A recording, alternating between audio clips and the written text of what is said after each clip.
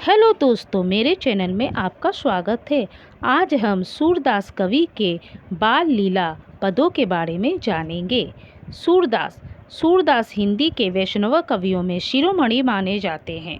ब्रजभाषा के कृष्ण भक्त कवियों में इनका स्थान सर्वोपरि है। महाकवि सूरदास का जन्म सन 1478 को रुनकता नामक गांव में हुआ। सन 1563 में इनका निधन हो गया। कहा जाता है कि ये जन्मांध थे, पर इस संबंध में मतभेद है। सूरदास जी बल्लभाचार्य के शिष्य थे। सूरदास के पदों के संग्रह में सूर सागर में हैं। सूरदास ने अपनी रचनाओं में श्री कृष्ण की विविध लीलाओं का वर्णन किया है। वात्सल्य रस के तो ये सम्राट है। हिंदी में ही नहीं, संसार की किसी भी भाषा में बाल सुलभ चेष्टाओं का ऐसा अनूठा वर्णन कोई नहीं कर सका। सूरदास जी भक्ति काल की सगुण धारा की कृष्ण काव्य धारा के प्रमुख प्रवर्तक है। इनकी भाषा ब्रज है। बाल लीला पद। शोभित कर नवनीत लिए, घुटनु चलत रेणु तंड मंडित मुख दधि लेप किए, चारु कपोलो लोचन गोरोचन तिलक दिए, लट लटकनी मनुमत मधुपगन माधक मधुपी पिए, कंठूला कंठ व्रज केहरी नख राजत रुचिर हिए, धन्य सुरो एको पल यही सुख का सत कल्प जिए। बाल प्रस्तुत पंत में कवि का कथन है कि बाल कृष्ण के हाथ में मक्खन है, वे अत्यंत सुंदर लग रहे हैं। कृष्ण घुटनों के बल चल रहे हैं, उनका शरीर धूल से सना तथा उनके मुख पर दही लगी हुई है। बाल कृष्ण के कपोल सुंदर हैं तथा उनके नेत्र चंचल है। उन्होंने गोरोचन का तिलक भी लगाया हुआ है। उनकी लटाएं नीचे लटक रही है, मुख पर फैली हुई है। ऐसा प्रतीत होता है कि मानो मस्त घोड़े मादक रस का पान कर रहे हैं। बाल कृष्ण के गले में कठूला शेर का नाखून बहुत सुंदर प्रतीत हो रहा है। सूरदास जी कहते हैं कि श्री कृष्ण के बाल रूप का एक पल के लिए भी दर्शन करके सुख प्राप्त करना सैकड़ों कल्पों के मुख से कहीं अधिक श्रेष्ठ तथा मनोहारी है। भाव है कि बालकृष्ण का रूप माधुर्य इतना मनोहारी है कि इसका एक पल के लिए भी दर्शन करना धन्य होता है। दोहा दो। कहन लागे मोहन मैया मैया, नंद महर सो बाबा बाबा, अरु हलधर सो भैया, ऊंचे चढ़ी चढ़ी कहती जसोदा, ले ले नाम कन्हैया, दूरी खेलन जनी जाहू ललारे, मारेगी काहू की गैया, गोपी गवाल करत कोतूहल, घर घर बजती बधैया, सूरदास प्रभु तुम्हारे दरस को चढ़नी की बलि जैया। प्रस्तुत पद में कवि कहते हैं कि बाल कृष्ण थोड़े बड़े हो गए हैं, वे बोलना सीख रहे हैं। वे मैया मैया कहकर पुकारने लगे हैं।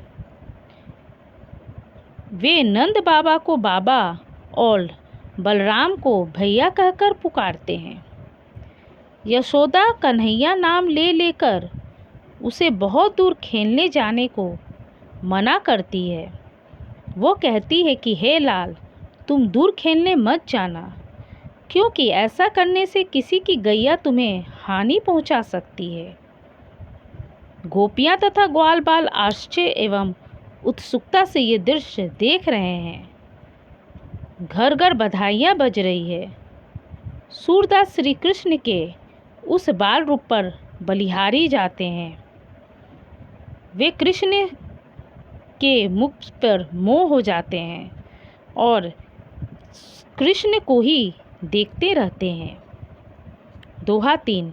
मैया मोही दाहू बहुत खिजायो, मोसो कहत मोल की लिन्हो, तू जसुमती कब जाओ, कहाँ करो ही रिस के मारे, खेलन हो नहीं जात, पूनी पूनी कहत कौन है माता, कोहे तेरी तात, गोरे नन जसोदा गोरी तूकत श्याम शरीर, चुटकी दे दे हसंत ग्वाल सब, सीखे देत बलबीर, तू मोही को मारन सीखी, दाहुई कहू ना खीजे, मोहन मुख रिस की ये बातें, जसुमती सुनी सुनी रीझे, सुनू कान्हा बलभद्र चबाए, जन्मु थी को धूत, सूर श्याम मोही गोधन की सो, हो माता तू पूत।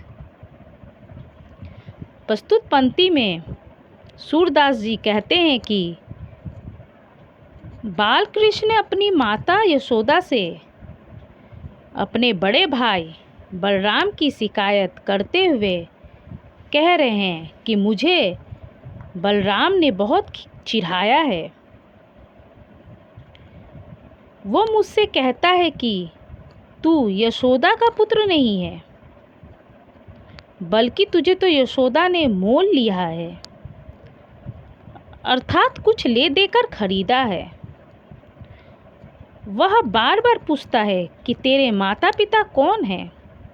हे माँ, वो मुझे चिढ़ाते हुए पूछता है कि यदि तू नंद बाबा और यशोदा का पुत्र है तो बता, नंद बाबा और यशोदा दोनों का रंग गोरा है, फिर तू काला कैसे हो गया?